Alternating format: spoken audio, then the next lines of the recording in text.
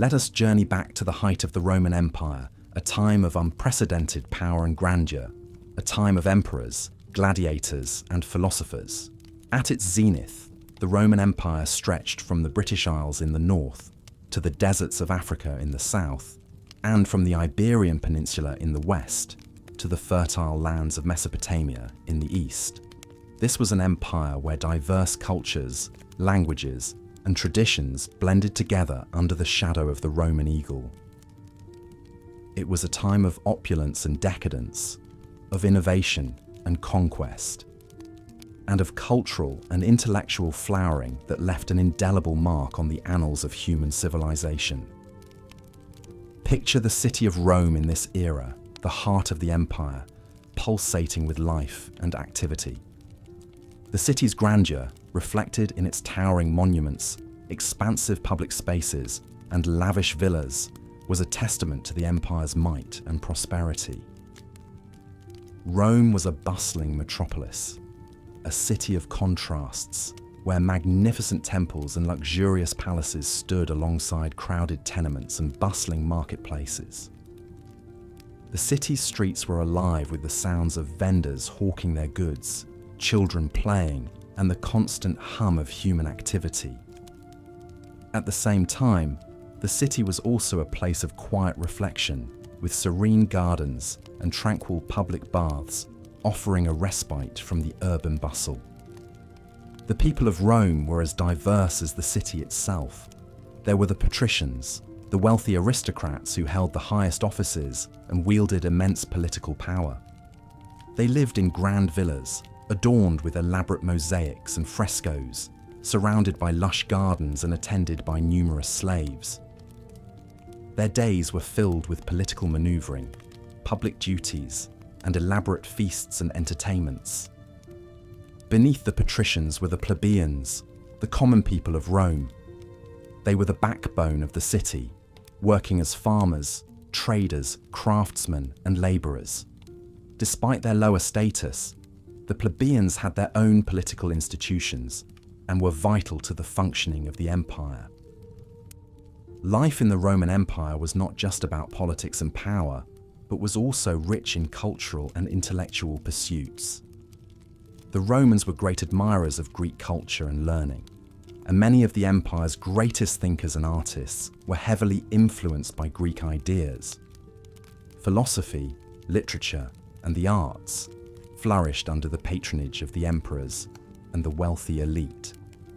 The works of poets like Virgil and Horace, and philosophers like Seneca and Marcus Aurelius, continue to be read and admired to this day.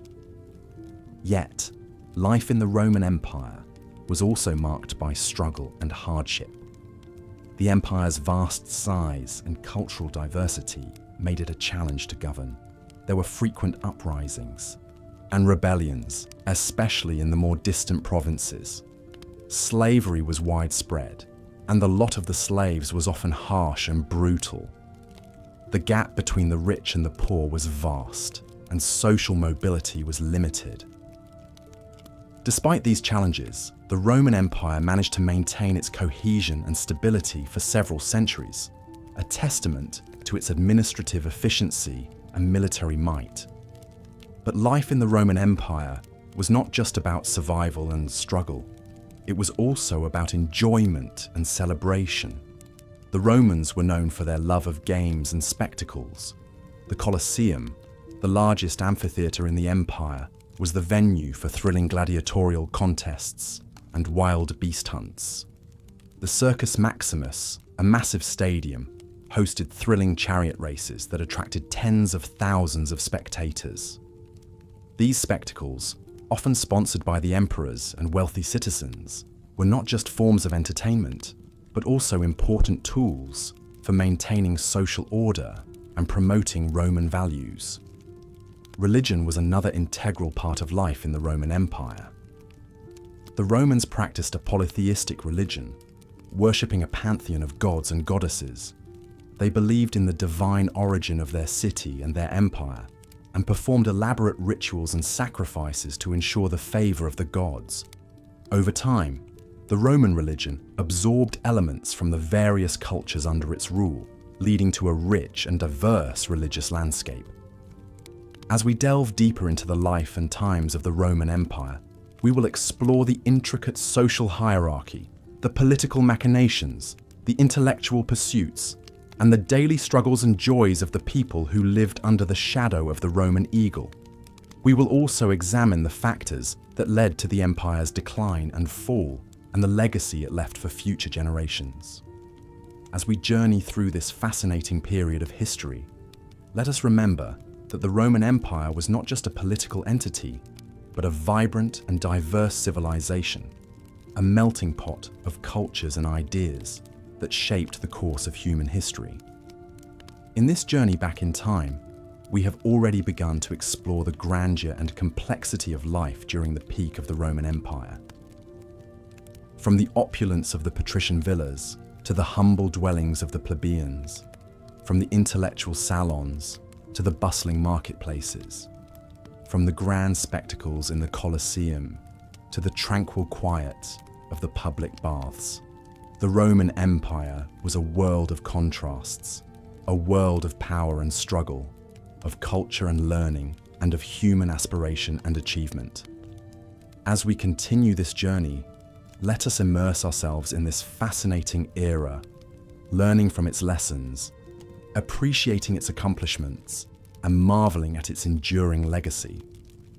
As we delve deeper into the remarkable fabric of the Roman Empire at its zenith, let's journey through the vibrant streets of Rome, the bustling heart of the empire.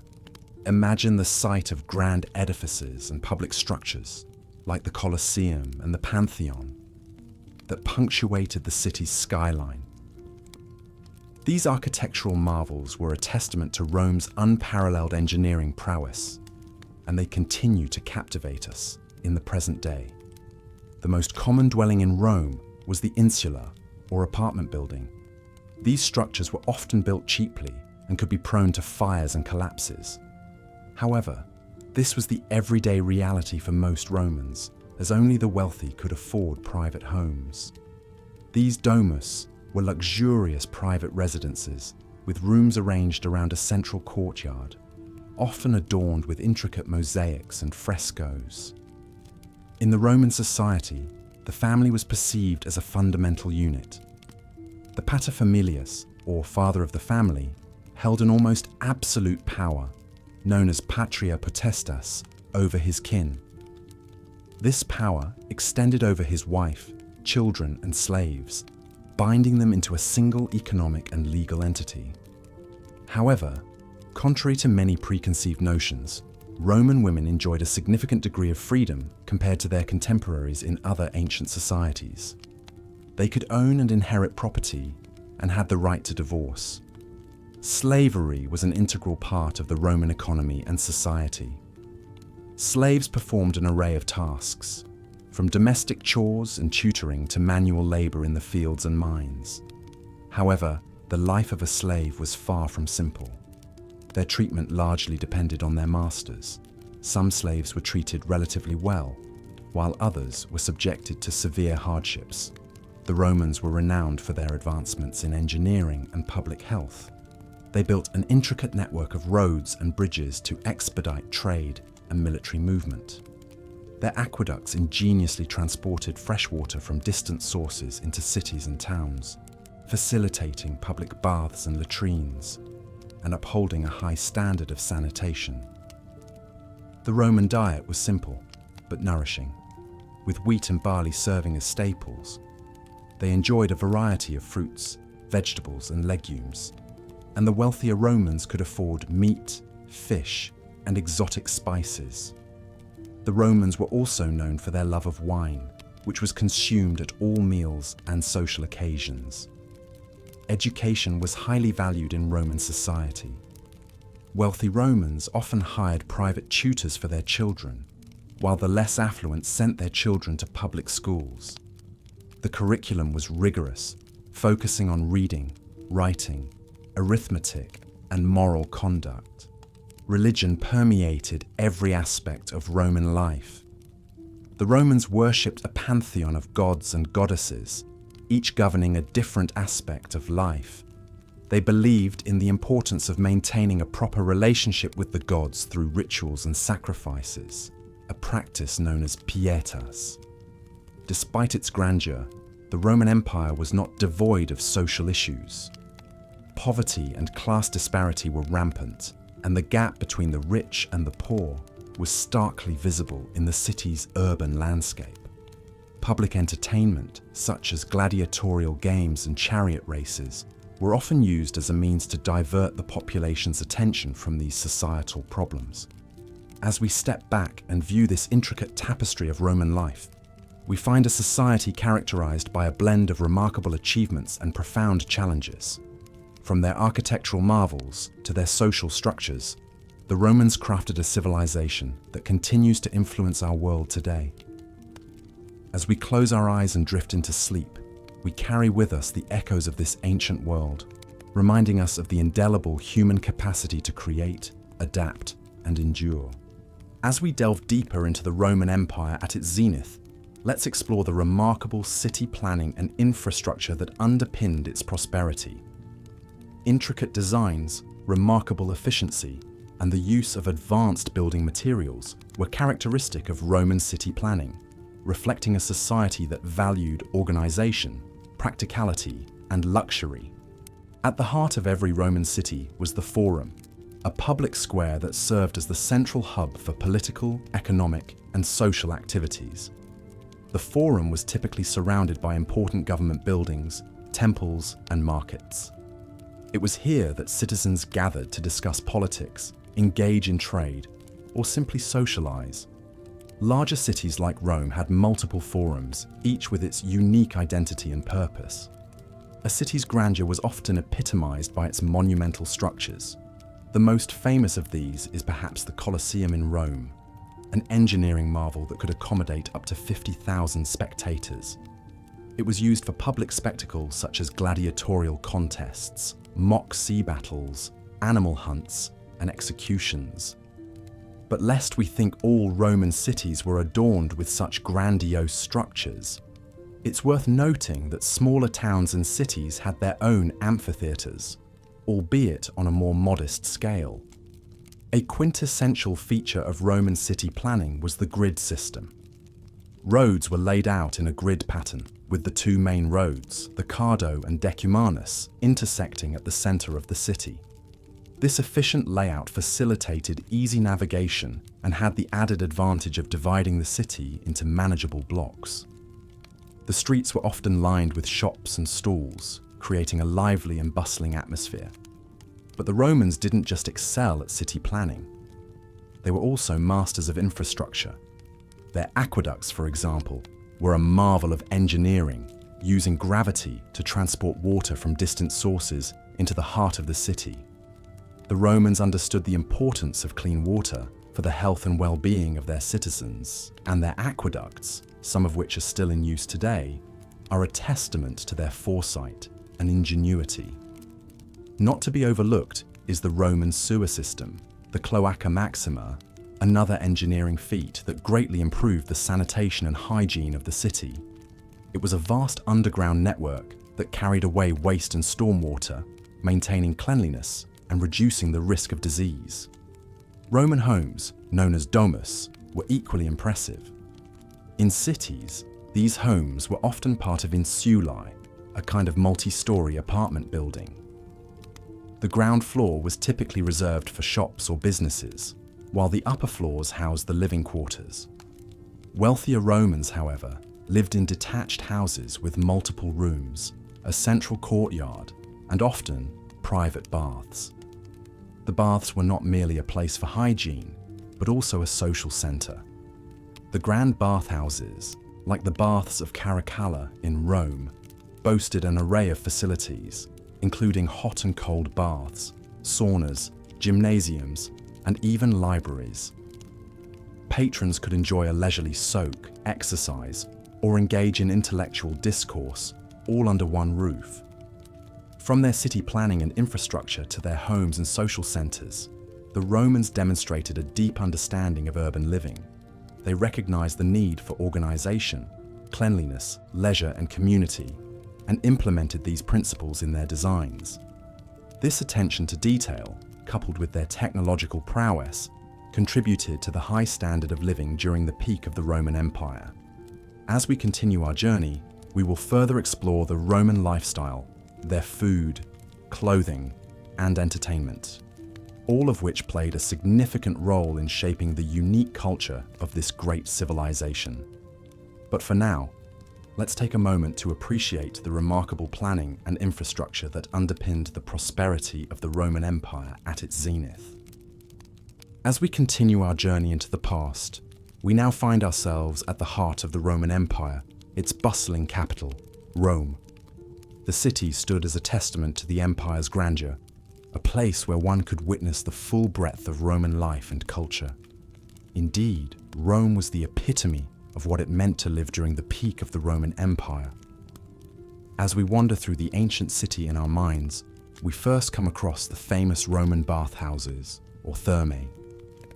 These were not merely places for hygiene, but served as social hubs, where Romans of all social classes would gather to gossip, conduct business, and relax after a long day. These bathhouses were architectural masterpieces, boasting large heated pools, steam rooms, and gymnasiums. Some, like the baths of Caracalla, even housed libraries, lecture rooms, and shops. The Romans took great care in their personal hygiene, and these bathhouses were a testament to that commitment. Stepping out of the warmth of the bathhouse, we find ourselves on the bustling streets of Rome. The city was a hive of activity. Streets and alleys were filled with vendors selling their wares, from fresh produce, fish and meat, to clothing and jewelry. Slaves bustled about, carrying out their masters' orders. There was a constant hum of conversation, haggling, and the clatter of carts and chariots. Our path leads us to the Grand Forum, the heart of Roman public life.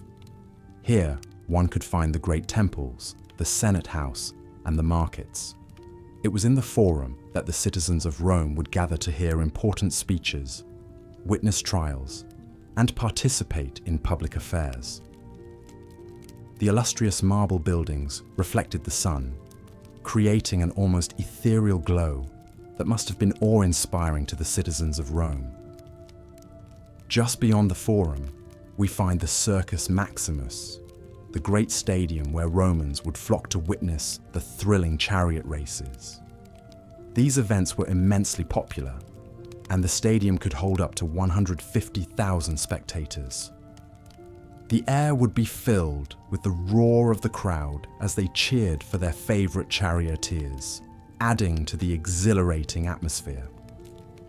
Venturing further, we come across the Colosseum, the grand amphitheatre that was the venue for gladiatorial contests, mock sea battles, and other public spectacles.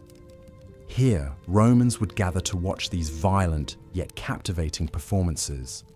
The Colosseum could hold upwards of 50,000 spectators, and the elaborate shows were often sponsored by emperors as a means to gain popularity with the public.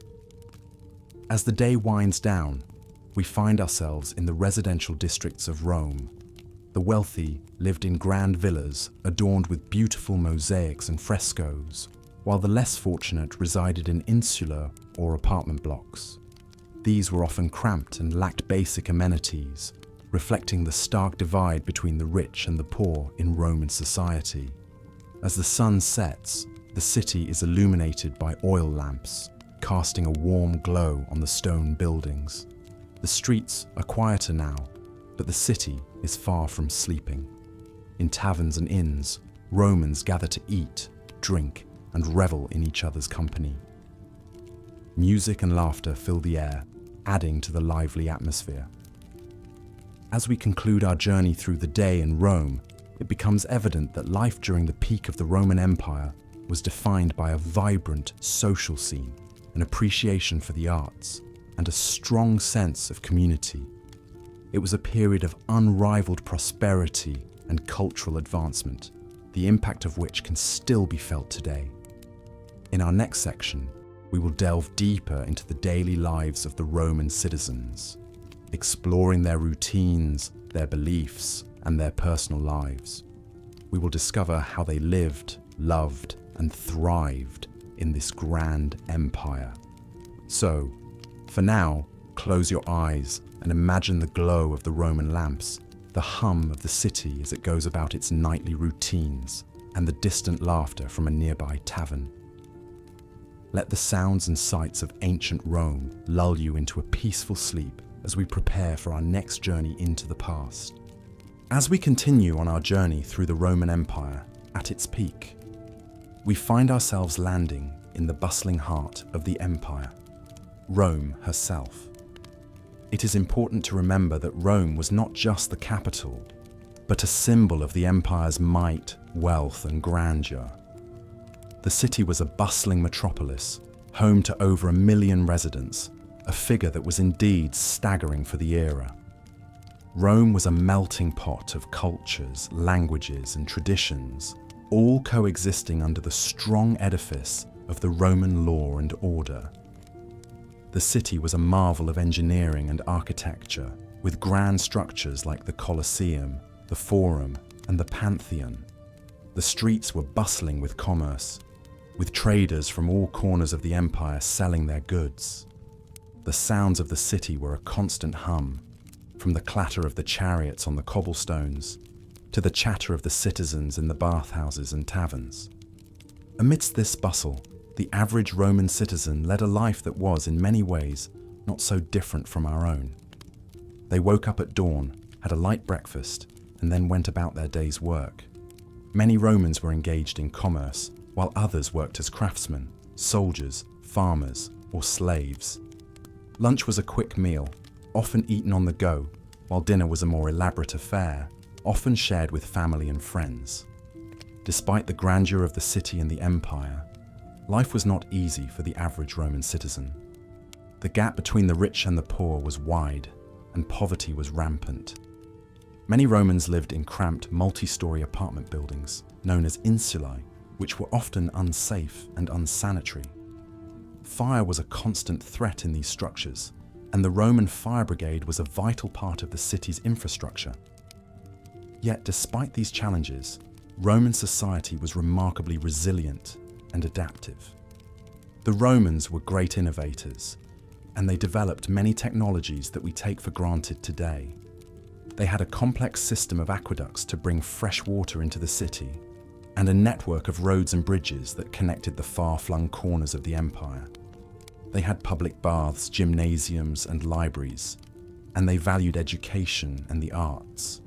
In terms of culture, the Romans were great enthusiasts of the theatre, and plays were a popular form of entertainment. Epic poetry, philosophy, and history were also highly valued, and the works of great Roman writers like Virgil, Horace, and Livy have survived to this day. The Romans also loved their sports and games. Chariot races were a popular pastime, and the Circus Maximus, the largest stadium in Rome, could hold up to 250,000 spectators. Gladiatorial games were also a major attraction. Although they were a brutal and bloody spectacle, religion played a central role in Roman life. The Romans were polytheistic, worshipping a pantheon of gods and goddesses. Temples dedicated to these deities dotted the city, and religious festivals and ceremonies were a regular part of Roman life. The emperor himself was considered a divine figure, and his cult was an important part of the state religion. As we wrap up this section of our journey through the Roman Empire, it's important to remember that Rome was not just a city, but a symbol. It was the heart of an empire that spanned 3 continents, a testament to the ingenuity, ambition, and resilience of the Roman people. Life in Rome was a microcosm of life in the empire at large, filled with all the complexities, contradictions, and challenges that come with being a part of one of history's greatest civilizations. As we move forward, we will delve deeper into the intricacies of Roman society, exploring the lives of its people, its institutions, and its culture in greater detail. As the sun sets on another day during the peak of the Roman Empire, we find ourselves exploring the cultural and social aspects of life during this period. The Romans, much like us, sought entertainment and leisure activities to fill their free time. Many of these pursuits are still familiar to us today, with theatres, bathhouses and stadiums playing a significant role in Roman society. An integral part of Roman culture was the theatre, a forum for both entertainment and social interaction. Performances were diverse, ranging from tragedies and comedies to pantomimes and mimes. Roman theatres were grand constructions, with seating for thousands of spectators. They were often located in the heart of the city, adding a vibrant pulse to the urban landscape. These performances served not just as a means of amusement, but also as a platform for social commentary, often reflecting the political and social issues of the time. Alongside the theatre, the Romans also found amusement in the gladiatorial games. These were brutal affairs, with gladiators often fighting to the death. Despite their violent nature, the games were extremely popular, drawing crowds of spectators from all social classes. The spectacle was a powerful demonstration of Roman power and the might of the Roman military. The games were also a way for the emperors to gain favour with the masses, often sponsoring lavish spectacles at their own expense. However, it wasn't all violence and drama. The Romans also appreciated the finer things in life. Bathhouses, known as thermae, were a common sight in Roman cities and towns. These were not just places for bathing, but also for socializing, conducting business, and even exercising. The larger bathhouses were architectural marvels, boasting heated floors, steam rooms, and ornate mosaics. It was a daily ritual for many Romans to visit the bathhouse, a testament to the importance of cleanliness and hygiene in Roman society. Roman cuisine, another fascinating aspect of their culture, was diverse and sophisticated. The diet of a Roman citizen would vary greatly depending on their social status. The wealthy Romans indulged in extravagant feasts, with dishes made from a variety of exotic ingredients. These banquets were often elaborate affairs, lasting several hours and accompanied by entertainment. On the other hand, the diet of the common Roman citizen was more modest, typically consisting of grains, fruits, vegetables, and occasionally meat. The social structure of the Roman Empire was rigid, with a clear distinction between the aristocratic elite and the common citizens. At the top were the emperors and the senatorial class, followed by the equestrians, and then the plebeians. Slaves, who were considered property rather than citizens, were at the bottom of this hierarchy. Despite these social divisions, there was a degree of social mobility within Roman society. Through military service, financial success, or political ambition, it was possible for individuals to rise through the ranks. This relative social mobility, along with the promise of Roman citizenship, made the empire an attractive prospect for many outside its borders. Education was highly valued in Roman society. Children from wealthy families were often tutored at home, learning a curriculum that included literature, history, and philosophy. The less privileged, however, often received a more basic education, if any at all. Regardless of social class, education was seen as essential for preparing young Romans for their roles as citizens and leaders. Religion played a crucial role in Roman society, with an extensive pantheon of gods and goddesses worshipped by the populace. Temples dedicated to these deities dotted the landscape of the empire, acting as centers for religious ceremonies and festivals. The Roman calendar was filled with religious observances, demonstrating the importance of religion in daily life. As we delve deeper into the life of the Romans, we begin to see a society that is both familiar and alien to us. Their customs, traditions, and daily routines offer a fascinating glimpse into a civilization that, despite its eventual decline, has left an enduring legacy on the world. As the night draws in, let's take a moment to appreciate the complexity and richness of Roman life during the peak of the empire. Tomorrow, we will continue our journey, exploring the political and military aspects of Rome at its zenith. For now, however, let's close our eyes and dream of the grandeur that was Rome. As we delve deeper into our exploration of life during the peak of the Roman Empire, or Pax Romana, we move our focus from the bustling streets and the grandeur of the public spaces to the intimate settings of Roman homes. The home, or domus, was a critical part of Roman society, and it offers us a fascinating glimpse into the daily life of the period. Roman homes varied greatly depending on the wealth and status of their owners. The rich lived in spacious, opulent houses decorated with intricate mosaics and frescoes, while the poor resided in cramped, multi-story apartment buildings known as insulae. The domus, the traditional home of the wealthy Roman, was a marvel of architectural design.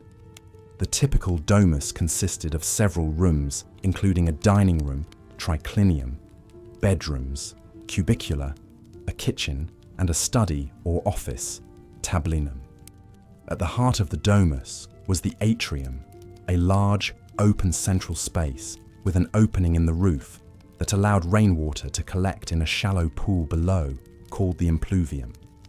This ingenious design provided natural light and ventilation while also serving a practical function. The walls of these homes were often adorned with intricate frescoes, depicting scenes from mythology, landscapes, or daily life. Floors were often covered in mosaics, painstakingly crafted from tiny coloured tiles. The themes of these mosaics range from simple geometric patterns to complex scenes from mythology, history, or the natural world. These decorative elements were more than just aesthetic. They were a way for the homeowner to display their wealth, taste, and education. The Roman domus was also a place of work. Many wealthy Romans had shops or offices attached to their homes where they conducted their business affairs. Slaves performed much of the actual labour, whether it be managing a shop, cooking meals, or cleaning the home. The treatment of slaves varied greatly, but in many cases, they were considered part of the family and were treated with respect. In contrast to the domus, the insulae were crowded, multi-story apartment buildings that housed the city's lower classes. These buildings were often poorly constructed and prone to fires and collapses. The apartments themselves were small and cramped, often with a single room serving as both a living and sleeping area. Despite these hardships, the insulae were vibrant places, teeming with life and activity. Food and dining were central aspects of Roman life. Meals were simple for the lower classes, often consisting of grain, vegetables, and occasionally meat or fish. The wealthy, however, indulged in extravagant feasts that showcased their wealth and status. A typical banquet might include a range of dishes from oysters to peacock, accompanied by fine wines, and followed by entertainments such as music, dancing, or poetry readings. Education was highly valued in Roman society. Children were taught at home by their parents or private tutors until the age of 7, when they began formal schooling. Boys and girls were educated separately, with boys learning reading, writing, arithmetic, and rhetoric, while girls were taught spinning, weaving, and other domestic skills. Religion permeated every aspect of Roman life, from the public rituals performed in the temples and at the public games, to the private ceremonies conducted in the home. Each home had a small shrine, or lararium, where the household gods were worshipped. These gods, or lares, were believed to protect the home and its inhabitants. In our next section, we will explore the fascinating world of Roman entertainment, where gladiatorial contests and chariot races captured the imagination of the populace and provided a welcome distraction from the challenges of daily life. As we continue our journey through the peak of the Roman Empire, let your mind wander through the streets of Rome, from the grand villas of the wealthy to the bustling insulae of the poor, imagining the sights, sounds and smells of this remarkable period in history. As we continue our exploration of life during the peak of the Roman Empire, we now turn our attention towards the political structure and the military that form the backbone of this historical powerhouse. At the heart of the Roman political system was the Senate, an advisory council made up of Rome's most prestigious citizens. The Senate held enormous sway over the Roman state and was composed of lifelong members, usually former magistrates. The Senate was not only a political body, but also a social institution, a sort of gentleman's club where the elite could discuss matters of state and society. The Senate's primary role was to advise the magistrates and the people, but its decisions, known as senatus consulta, held significant weight. The Roman Empire was a period of autocracy, with the emperor holding supreme power. However, maintaining the illusion of the republic was important, and emperors often went to great lengths to secure the Senate's approval. The emperor would propose legislation, which the Senate would then approve. In reality, the Senate had no real power to oppose the emperor, but their endorsement gave the emperor's decisions an aura of legitimacy. The emperor could not rule alone, and the imperial court was a complex web of officials, advisors, and family members. The emperor's household, the domus, was the administrative hub of the empire. Here the emperor was surrounded by a multitude of advisors, freedmen, slaves, and family members who helped him rule. The court was a hotbed of intrigue, with factions vying for the emperor's favour. The Roman Empire was not just a political entity, it was also a massive military machine. The Romans had a professional standing army, the first of its kind in history. The backbone of this army was the legions, units of about 5,000 men each, which were further divided into centuries of around 80 men. The legions were not just fighting forces, they were also engineering corps, building roads, bridges, and fortifications across the empire. Each legion was a self-contained unit with its own command structure, medical staff, engineers, and even a small navy. The soldiers were well trained and disciplined, with a strict hierarchy and a code of conduct. The legions were not just for war, they also served as a police force, maintaining law and order in the provinces. The key to the success of the Roman military was its adaptability. The Romans would often adopt the tactics and weapons of the enemies they defeated, integrating them into their own military doctrine. This adaptability, combined with the discipline and organization of the legions, made the Roman army a formidable force. The Roman navy also played a crucial role in the empire's expansion. It was responsible for protecting the sea routes that were vital for trade and communication. The navy was not as prestigious as the legions, but it was essential for maintaining the empire's security and prosperity. Life in the Roman military was hard, but it offered opportunities for social advancement. A career in the army or the navy was a path to citizenship for many provincials. Soldiers were rewarded with land, money, and the opportunity to climb the social ladder. As we delve deeper into the political and military structure of the Roman Empire, we see an intricate system of checks and balances, a complex web of relationships, and a military machine that was as innovative as it was efficient. These elements combined to create an empire that lasted for centuries, leaving a lasting legacy on the world. As we transition from the political and military aspects of Roman life, our next section will focus on the cultural and social facets of the Roman Empire, examining the daily lives of its citizens from diverse socio-economic backgrounds. Rest assured, there is still much to discover about this remarkable period in human history. As we delve deeper into the heart of the Roman Empire at its peak, it becomes increasingly clear that the Romans lived in a world that was both similar and alien to our own. Let's take a closer look at the day-to-day life of an average Roman citizen living during the height of the empire, around the 2nd century AD. Romans awoke with the sunrise, often to the sounds of the bustling city streets.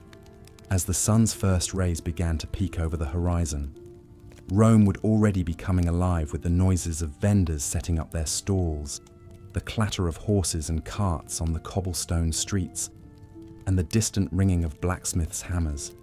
Most Romans lived in small apartments or houses, often sharing their space with extended family or lodgers. These dwellings were typically made of brick and concrete, with a flat roof that could be used for additional living space, or even a small garden. Breakfast in Rome was a simple affair. Most Romans would begin their day with a meal of bread, cheese, and perhaps some olives or dried fruit. This would be washed down with a cup of posca, a sour wine diluted with water, which was a common drink throughout the empire. After breakfast, the men of the house would usually head off to work or to the forum, while the women would remain at home to oversee the household chores. The Roman workday was fairly short by modern standards, often ending in the early afternoon. This was partly due to the hot Mediterranean climate, which made it impractical to work during the hottest part of the day. After work, many Romans would head to the baths, a key part of Roman social life. These weren't just places to get clean, but were also spaces for socializing, exercising, and even conducting business. Roman baths were grand, elaborate buildings, often featuring a series of heated rooms and pools. Visitors would typically start in the tepidarium, a warm room that helped to open the pores, before moving to the hotter coldarium. After sweating in the heat, they would plunge into the cold waters of the frigidarium. Many baths also had gymnasiums, libraries, and even barbershops.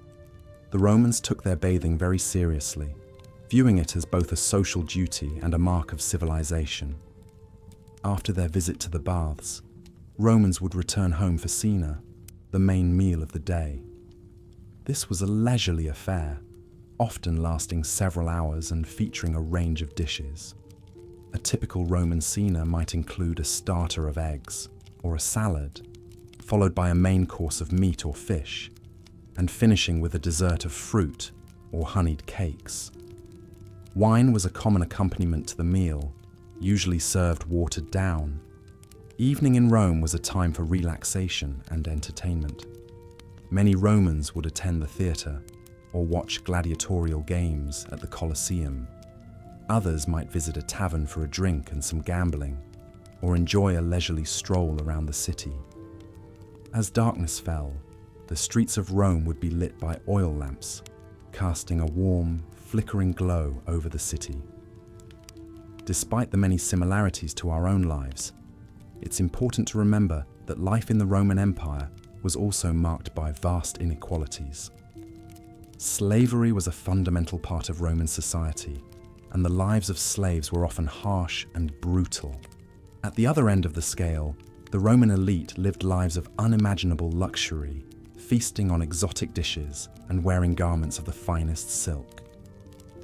As we close this section of our journey through the Roman Empire, we are reminded of the extraordinary complexity and diversity of this ancient civilization. Rome was a city of contrasts, where grandeur and squalor existed side by side. It was a place where the mundane and the extraordinary were intertwined, creating a society that continues to fascinate us over 2,000 years later. As we continue our exploration in the sections to come, we will delve further into the intricacies of Roman society, shedding more light on this remarkable period in history. As we continue our journey through the historical era of the Roman Empire, let's delve into the daily life and customs during the Pax Romana, or Roman peace, a period of stability and relative peace that lasted from 27 BC to 180 AD. This era was marked by significant growth and prosperity, with the empire's boundaries extending from Britain in the north to Egypt in the south, Spain in the west, and Mesopotamia in the east. At the heart of the empire was the city of Rome itself, a bustling metropolis of over 1 million people. Its citizens were a diverse mix of not just Romans, but also Greeks, Jews, Gauls, Germans, Britons, Thracians, Egyptians, and many others from the far corners of the empire. Rome was the hub of trade, politics, and culture, with magnificent public buildings and luxurious private homes showcasing the wealth and power of the empire. Roman society was strictly hierarchical. At the top of the social pyramid were the senators, members of the oldest and wealthiest families of Rome, who held most of the political power. Below them were the equestrians, wealthy businessmen and professionals. The bulk of the population were the plebeians, free citizens who could vote but held little political power. At the bottom were the slaves, who had no rights and were considered property. Life in Rome was a blend of work, leisure, and public participation. Most Romans worked 6 days a week, with businesses and shops opening early in the morning and closing in the afternoon. Many Romans were traders, artisans, or farmers, though some held jobs as teachers, doctors, or civil servants. Slaves performed much of the manual labor, from construction work and rowing ships to household chores.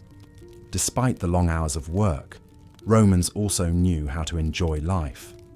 Public baths were a popular place for socializing after a day's work, where Romans could relax, play games, and discuss politics. The Romans loved their games, from board games like tabula, similar to backgammon, to physical activities like wrestling and horse racing. The most popular spectator sport was the gladiatorial games, where trained fighters battled each other, or wild animals, in front of large, cheering crowds. Food was another important aspect of Roman life. Most Romans ate 3 meals a day: a light breakfast, a main meal at midday, and a light dinner in the evening. The diet of the common Roman consisted mostly of cereals, bread, cheese, fruits, vegetables, and occasionally meat. The wealthy, on the other hand, indulged in extravagant feasts with exotic dishes, fine wines, and elaborate desserts. Education was highly valued in Roman society. Wealthy families often employed tutors to educate their children at home, while poorer families sent their children to school. Boys and girls both received basic education, but higher education was reserved mostly for boys. Subjects taught included reading, writing, arithmetic, music, and rhetoric, with the latter being particularly important for those aspiring to a political career. Religion was a central aspect of Roman life, with every home having a small shrine to the household gods. The Romans honored a wide pantheon of gods and goddesses, each presiding over different aspects of life. Temples were common sights in Rome, and religious festivals, sacrifices, and processions were frequent occurrences. The Romans also believed in divination and consulted soothsayers for guidance on important decisions. As we immerse ourselves in the tapestry of daily life during the Pax Romana, we can better appreciate the complex society and culture that the Romans built. Join us in our next segment as we further explore the political and military systems of the Roman Empire and the extraordinary engineering feats that still inspire awe today. As you drift into sleep, imagine the bustling streets of Rome, the cheering crowds in the Colosseum, and the quiet whisper of prayers in the temples, and let the echoes of this ancient civilization lull you into peaceful dreams. As we delve deeper into the grandeur of the Roman Empire, we now shift our gaze towards the societal structure that formed the backbone of this great civilization. The structure of Roman society was very hierarchical, and it was broadly divided into the categories of patricians, who were the aristocratic families, the plebeians, the common people, and the slaves. The patricians were the elite of Roman society. They were the wealthy landowners and the political leaders. They lived in large, luxurious houses, often on hills overlooking the city, and they enjoyed a life of leisure and luxury. They would spend their days in the forum, discussing politics, attending religious festivals, or watching gladiatorial games. The patricians were also the ones who held high offices in the government, including the position of consul, the highest elected office in the Roman Republic. In stark contrast to the patricians, the plebeians were the common people of Rome.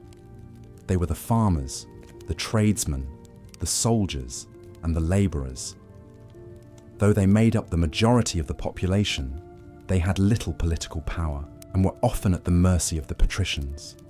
However, over time, the plebeians were able to win certain rights and privileges, including the right to elect tribunes who could veto the actions of the consuls. Despite these gains, the life of a plebeian was often hard, with long hours of work and little time for leisure. However, it is important to note that the line between plebeians and patricians was not always clear-cut.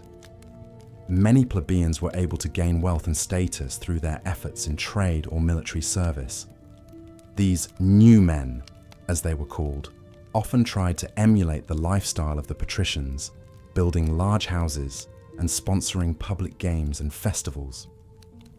Slavery was a significant part of Roman society and the economy. Slaves were used for a variety of tasks, from agricultural labor to household chores.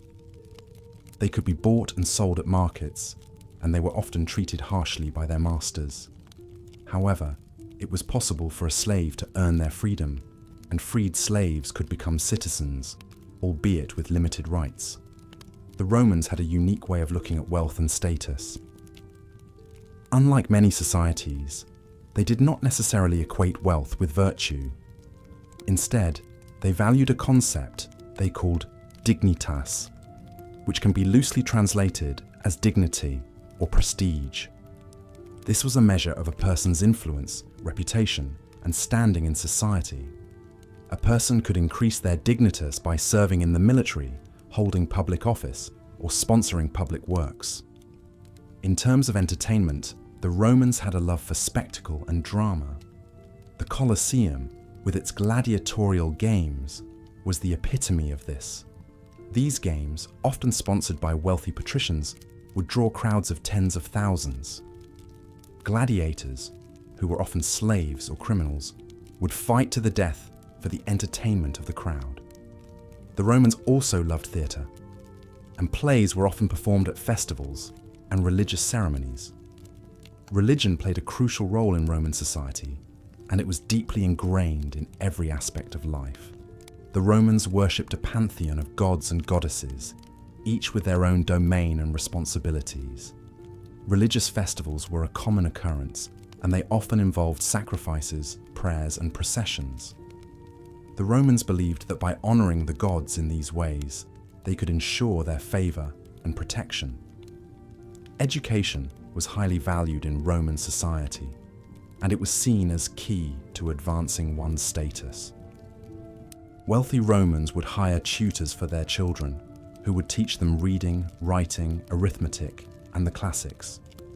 The goal of education was not only to impart knowledge, but also to instill the values and virtues that were important to Roman society. In conclusion, life during the peak of the Roman Empire was characterized by a sharp division between the classes, a love for spectacle and drama, a deep respect for the gods, and a strong emphasis on education.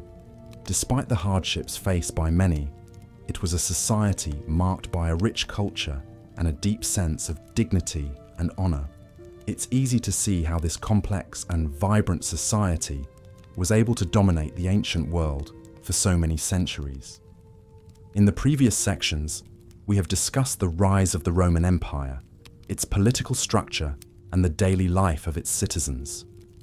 In this part, we will delve into the social structure and the dynamics of Roman society during its peak. The Roman Empire, like any other ancient civilization, was marked by a rigid social hierarchy. At the top of this echelon were the patricians, who were the aristocrats, essentially the ruling class, who held most of the political power.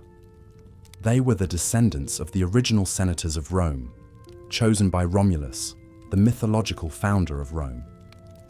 Patrician families enjoyed many privileges, including the exclusive right to hold certain high offices such as consul and censor. Their wealth came from large estates, or latifundia, worked by slaves or tenant farmers.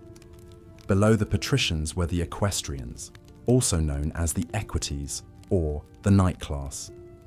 Initially, this class was defined by their ability to afford a horse for military service, but over time, it evolved into a wealthy business class.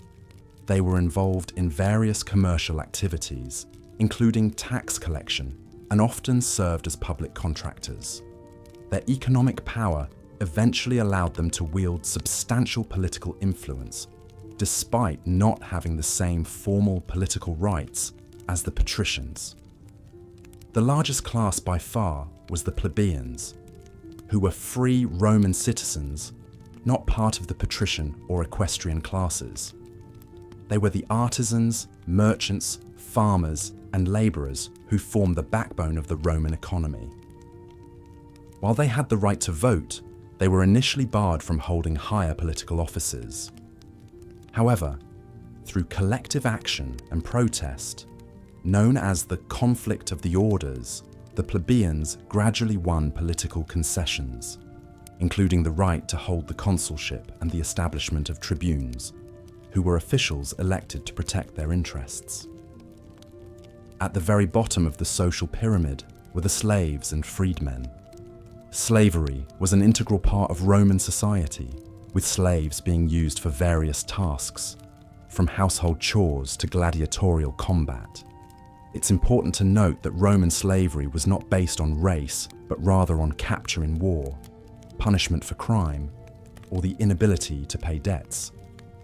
Freedmen, on the other hand, were former slaves who had either bought their freedom or had been granted it by their masters. Although freedmen had most of the rights of a Roman citizen, they were not viewed as social equals by the freeborn citizens. The social structure of Rome also had a gendered aspect. While men dominated the public sphere, women in Rome had a degree of personal and economic independence not common in the ancient world. They could own property, engage in business, and initiate divorce. However, they could not vote or hold public office. The Roman Empire was also renowned for its multiculturalism. With the expansion of the empire, a multitude of cultures, languages, and religions were absorbed into Roman society. This cultural diversity was evident in all aspects of Roman life, from its cuisine and fashion to its religious practices and artistic expressions. During the peak of the Roman Empire, social mobility was possible to an extent. A plebeian could amass wealth and join the equestrian class. A slave could be freed and become a wealthy businessman, and an equestrian could enter the Senate if he met the property qualification. However, these instances were exceptions rather than the norm, with the vast majority of individuals remaining in the social class they were born into. Overall, Roman society during the peak of the empire was a complex and stratified system that afforded different levels of privilege and power to its members. Despite its inherent inequalities, it also offered opportunities for advancement that were relatively rare in the ancient world. In the next section, we will explore the military structure and the causes behind the Roman Empire's remarkable military success. Please, close your eyes, take a deep breath, and prepare to journey into the world of the Roman legions. As the sun would set over the horizon, the city of Rome would transform into a vibrant, nocturnal metropolis. Street vendors would close their stalls, labourers would return from the fields, and the city's many taverns and bathhouses would begin to light up, their warm glow casting shadows on the cobbled streets. Among the most famous of these establishments was the Thermae of Caracalla.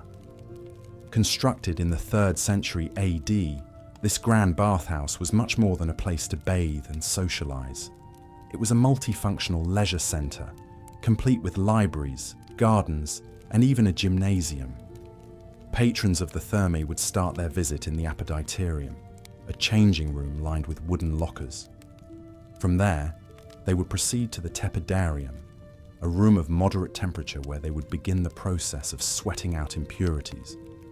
Then, they would move on to the Caldarium, a hot bath, and finally the Frigidarium, a cold pool designed to close the pores and invigorate the body. This ritual not only promoted hygiene, but also relaxation and camaraderie among the patrons, who ranged from politicians to poets, generals to gladiators. After a visit to the bathhouse, Romans might attend a banquet, another cornerstone of social life in the empire. These events were extravagant affairs, with guests reclining on couches and enjoying delicacies like roasted peacock and stuffed dormice. The wealthier the host, the more lavish the banquet, with some aristocrats employing professional entertainers to amuse their guests. Music, poetry, and even acrobatic performances were all common features of these events. But life in the Roman Empire was not all leisure and luxury. There was also a darker side to the society, one that was characterized by inequality and brutality. While the wealthy enjoyed the comforts of villas and banquets, the poor lived in squalid conditions, often in cramped multi-story apartment buildings known as insulae. These buildings were prone to collapse and fire, and the residents often lacked basic amenities like running water or sanitation. Moreover, the empire was built on the backs of slaves, who performed a wide range of tasks, from manual labor in the fields to domestic service in the homes of the wealthy. Slaves were considered property and were often treated harshly, and their only hope for freedom was through manumission, a process by which a slave could be freed by their master. Despite these challenges, the Roman Empire was a remarkably stable society, characterized by a strong legal system and efficient administration. The Romans were skilled engineers, constructing a vast network of roads and aqueducts that facilitated trade and communication across the empire. They were also innovative architects, pioneering the use of concrete and the arch, innovations that allowed them to build magnificent structures like the Colosseum and the Pantheon. Additionally, the Romans were known for their literary and artistic achievements. Poets like Virgil and Ovid penned epic works that are still studied today, while sculptors created realistic portraits of emperors and gods.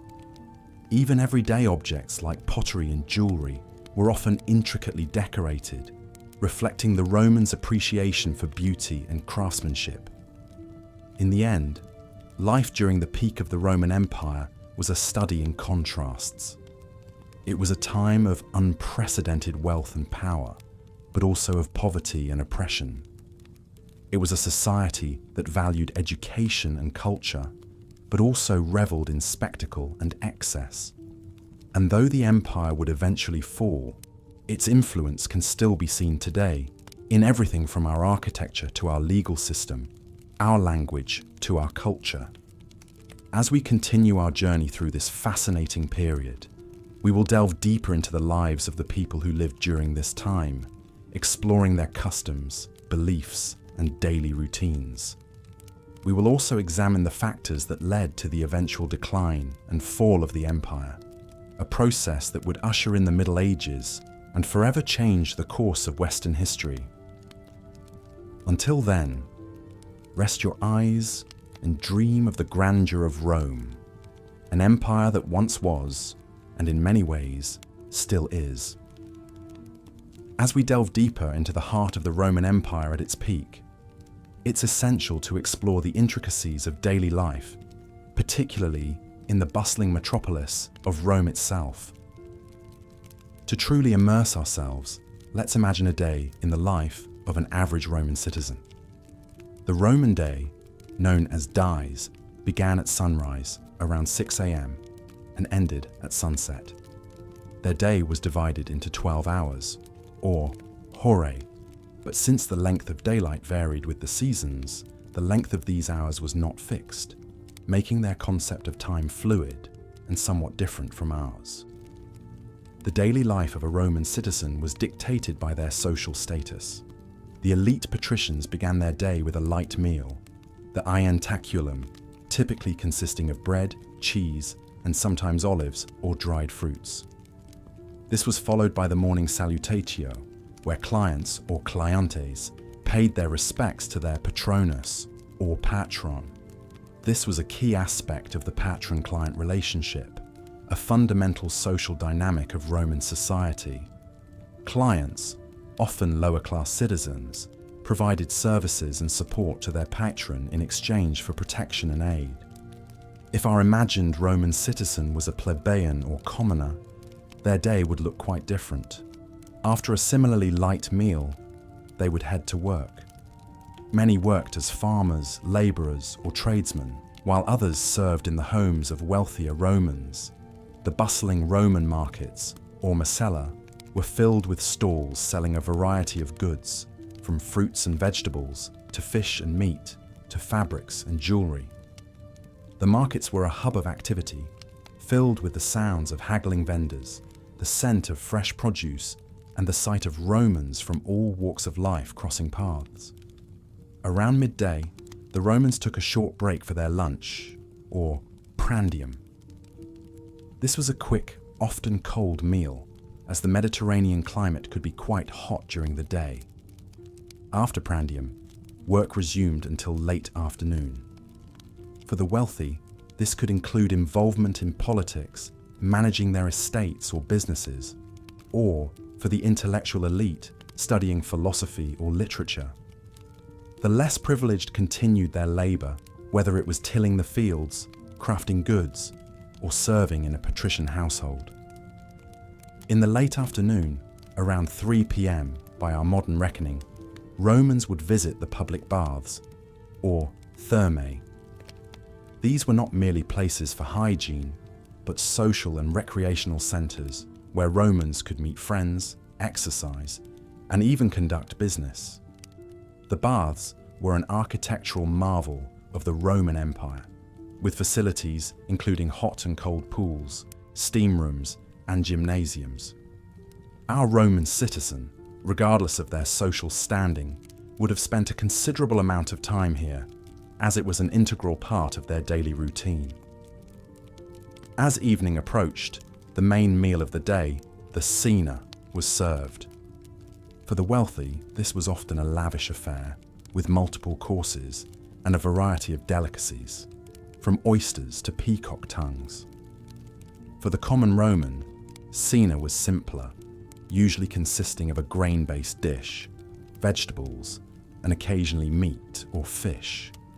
Following cena was the commissatio, a drinking party that marked the end of the day. The wealthy often hosted these parties in their luxurious homes, while the less affluent might gather at a local tavern or popina.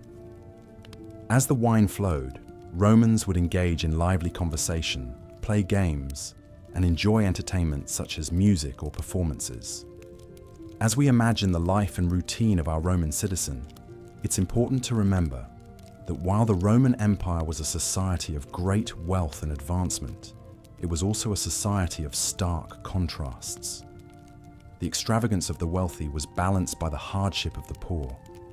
The grandeur of the public buildings contrasted with the simplicity of the common homes. Yet regardless of status, all Romans shared in the rhythm of the dies, the vibrant culture, and the collective identity of being part of one of the most influential civilizations in history. This exploration of a day in the life of a Roman citizen offers us a glimpse into the complexities and nuances of daily life during the peak of the Roman Empire.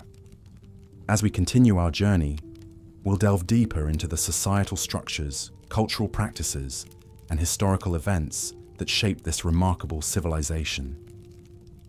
As we delve deeper into the rich tapestry of the Roman Empire at its peak, we find ourselves wandering through the bustling streets of Rome, a city thriving with unparalleled cultural and economic prosperity.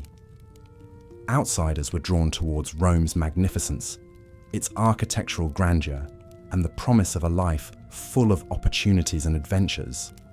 The city, during this period, was not merely a geographic location, but a potent symbol of power, civilization, and grandeur.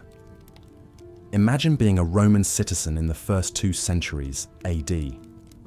As dawn breaks, you would be awakened by the distant hum of the city coming to life. The smell of fresh bread wafts from the bakeries. The clatter of metal from blacksmith shops reverberates through the narrow alleyways, and the clamour of traders and merchants fills the air with an infectious energy. As you step out onto the cobblestone streets, you'd see a variety of people going about their daily routines. The majority of the Roman population comprised of artisans, labourers, and small-time merchants. They were the backbone of the Roman economy, contributing significantly to its prosperity. The middle class, or the equestrians, were successful business owners and government officials. And then there were the patricians, the upper class of the society, who were large landowners and held high-ranking political positions. Education was highly valued in Roman society. Wealthy families employed a private tutor or sent their children to a ludus, where they were taught grammar, rhetoric, philosophy, and physical education. The less privileged, however, had limited access to education, their knowledge often restricted to what they learned from their parents or through apprenticeships. Despite the social disparities, Roman society was bound by a shared love for entertainment and leisure. Public bathhouses, or thermae, were popular social spaces where Romans of all classes could relax, exercise, and engage in intellectual discourse. Similarly, the amphitheatres, the most famous being the Colosseum, were venues for a variety of public spectacles, from gladiatorial contests to dramatic performances. The Roman diet was simple yet nourishing, with staples like wheat, olive oil, and wine.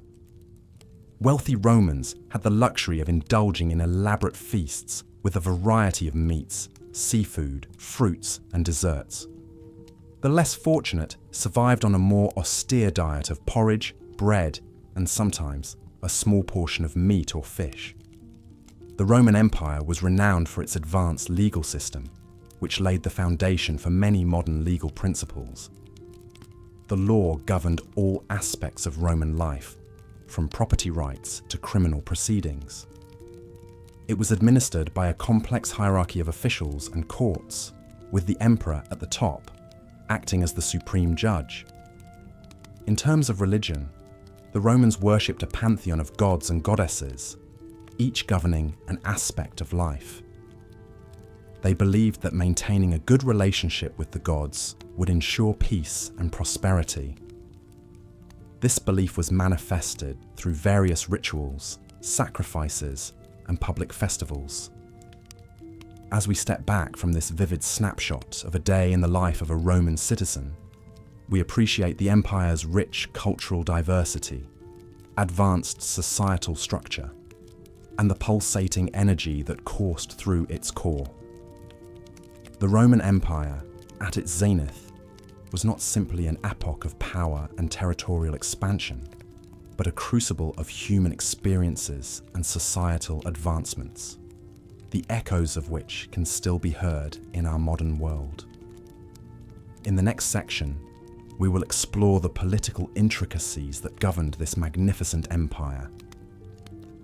But for now, let your thoughts wander through the grand streets of Rome as you drift into a peaceful slumber. As we continue our journey into the heart of the Roman Empire at its zenith, we delve into the intricacies of Roman politics and the sheer dominance of the Roman military. The Roman Empire, in its grandeur and glory, was a complex structure of governance that was a blend of autocracy and democracy. The emperor held absolute power, but a semblance of a republic was maintained, with the Senate continuing to hold legislative and advisory roles. The Roman political system was a unique blend of monarchy, oligarchy, and democracy, a combination that was unheard of during that time. Although the emperor was the supreme ruler, the Senate, comprising of aristocrats, played a significant role in the governance of the empire. The Senate was a vestige of the Roman Republic and held considerable influence, providing a check to the absolute rule of the emperor. Senators were appointed by the emperor, and they held their position for life, unless they were expelled for misconduct. The Senate's main responsibilities were to enact laws, control finances, and administer justice. While the political structure of the Roman Empire was intricate, the military might of Rome was straightforward.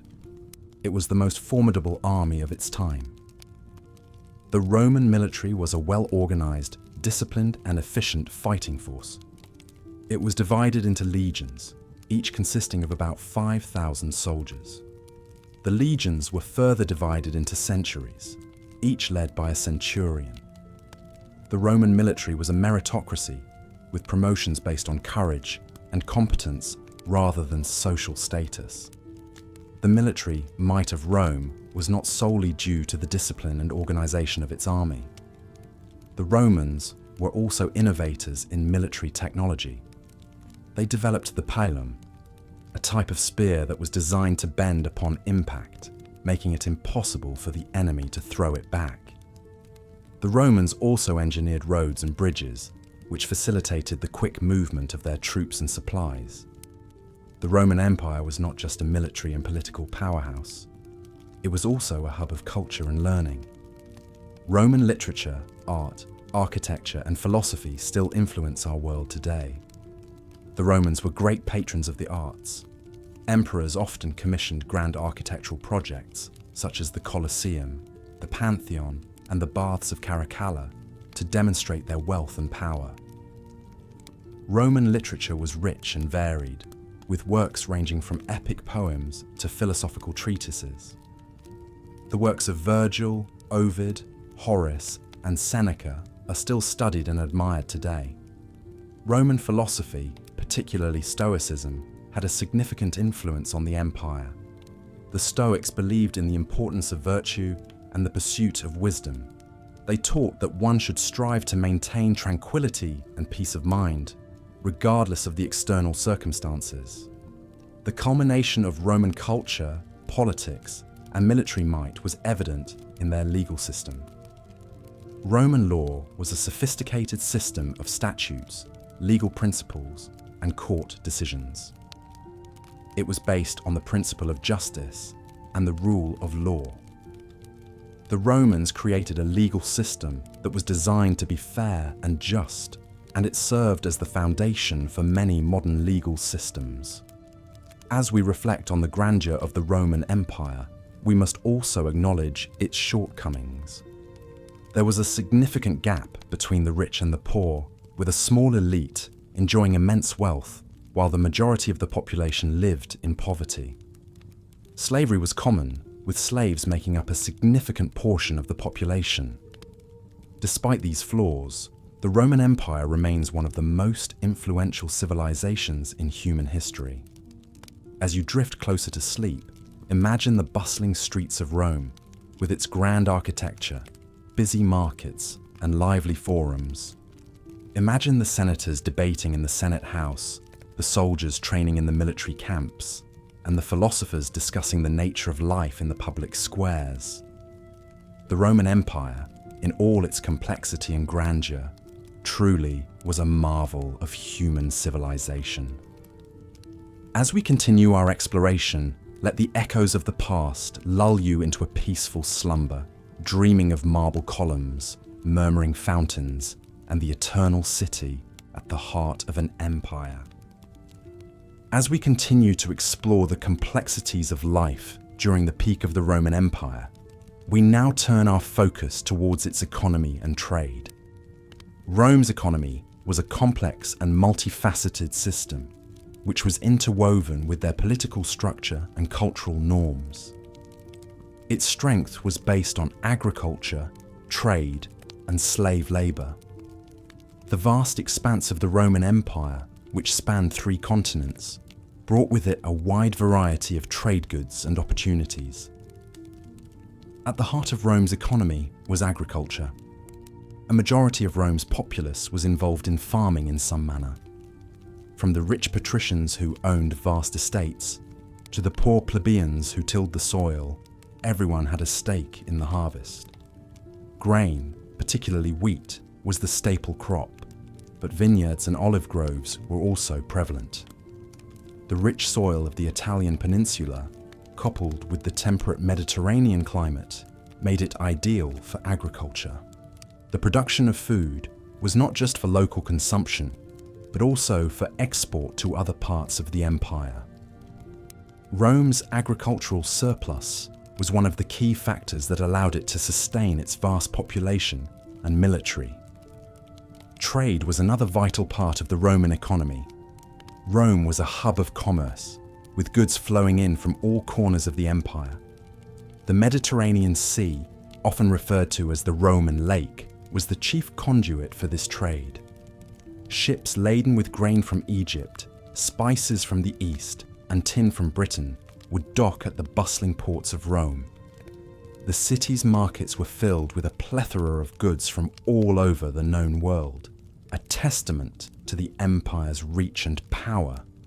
Local craftsmen also contributed to the trade, producing goods such as pottery, textiles, and metalwork, which were exported across the empire.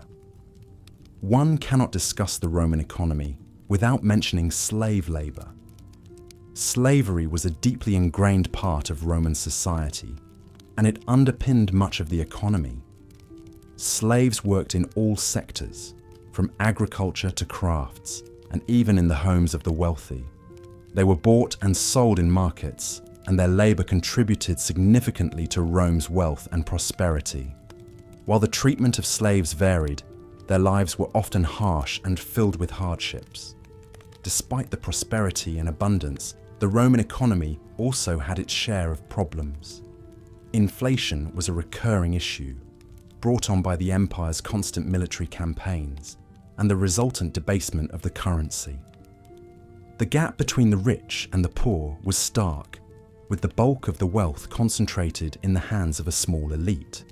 This socio-economic divide would eventually contribute to the empire's decline. However, during its peak, the Roman Empire was a testament to the power of economic organization and trade.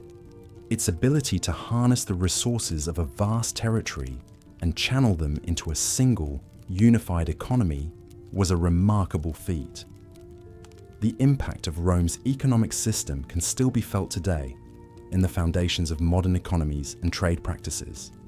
So, as you lay back and let your thoughts drift, imagine the bustling Roman markets filled with goods from distant lands, the rustling wheat fields under the Mediterranean sun, and the clinking of coins changing hands. The Roman economy was a complex machine, but one that powered the empire and shaped the world in many ways. As you drift closer to sleep, let the echoes of this ancient world lull you into peaceful dreams. Tomorrow, we will explore more facets of life during the peak of the Roman Empire. Good night. As we continue our exploration of life during the peak of the Roman Empire, we now turn our attention to the realm of entertainment and the arts. This was a period when Rome was at the pinnacle of its cultural and artistic achievements, and the city was a hub for artists, writers, and performers from across the empire. The theatre was one of the most popular forms of entertainment during this time, and a wide variety of plays were performed, from high drama to ribald comedy. The actors in these plays were often slaves or freedmen, and they performed in masks, which could be highly exaggerated to depict different characters. The Romans also enjoyed pantomime, a form of performance that involved a solo dancer telling a story through movement, while a chorus sang or spoke the lines. Despite the lack of physical theatres in the early days of the empire, the Romans had a strong tradition of dramatic performances, and it was not uncommon for temporary stages to be built for specific festivals or events. The Romans also had a great love for spectacle, and nothing embodied this more than the gladiatorial games. These games, which were often held in the grand amphitheatres that dotted the empire, were a chance for the Romans to display their wealth and power. They featured a range of events, from chariot races to animal hunts. But the most famous were the fights between gladiators. These were typically slaves or condemned criminals who were trained to fight for the entertainment of the crowd. Despite the brutal nature of these contests, they were incredibly popular, and the best gladiators could achieve a level of fame and fortune that was otherwise unattainable for people of their status. Music was another important part of Roman life. and it was used in a variety of contexts, from religious ceremonies to public parades. The Romans had a wide range of musical instruments, including the lyre, the flute, and the tuba, a long trumpet-like instrument. Singing was also popular, and many Roman poems were designed to be sung. The Romans also developed a form of notation to record their music, although sadly, very few examples of this have survived to the present day. In the visual arts, the Romans demonstrated a keen sense of realism and a fascination with capturing the world as they saw it. This can be seen in their sculpture, which often depicted people in a very lifelike manner, with detailed features and expressions. They also excelled in creating detailed mosaics and frescoes, which depicted scenes from everyday life, mythology, and history. These works were often used to decorate public buildings and private homes, and they give us a fascinating insight into the world of the Romans. Literature was another area where the Romans excelled. The empire produced a number of great writers, including poets like Virgil and Ovid, historians like Tacitus and Livy, and philosophers like Seneca and Marcus Aurelius. These works covered a range of topics, from history and philosophy to love and mythology, and they have had a profound influence on Western literature. Education was also highly valued in Roman society, and there was a strong emphasis on learning and intellectual pursuits. Children were taught to read and write, and they were also educated in subjects like mathematics, music, and philosophy. Education was seen as a way to prepare children for their adult roles in society, and it was also a means of instilling them with the values and ideals of the Roman Empire. Despite the many advancements and achievements of the Roman Empire, it's important to remember that life during this time was not without its challenges. The society was highly stratified, with a vast gap between the rich and the poor. Slavery was widespread, and many people lived in conditions of extreme hardship. However, for those who were able to navigate the complexities of Roman society, there were also opportunities for wealth, power, and cultural enrichment. As we move forward in our exploration of the Roman Empire, we will delve deeper into the complexities of Roman society, examining the political, economic, and social structures that underpinned the empire's success. We will also explore the factors that led to the empire's eventual decline, shedding light on the fragility of even the most powerful of empires. For now, let these images of Roman life linger in your mind, a testament to the ingenuity, creativity, and resilience of a civilization that left an indelible mark on the course of history. Now, as we set aside our exploration for the night, allow the calm rhythms of Roman life to guide you towards a peaceful sleep. Our journey through the historical tapestry of the Roman Empire continues as we delve deeper into the complexities of daily life during its apex, a period distinguished by vast territorial expansion, relative peace, and notable cultural advancements.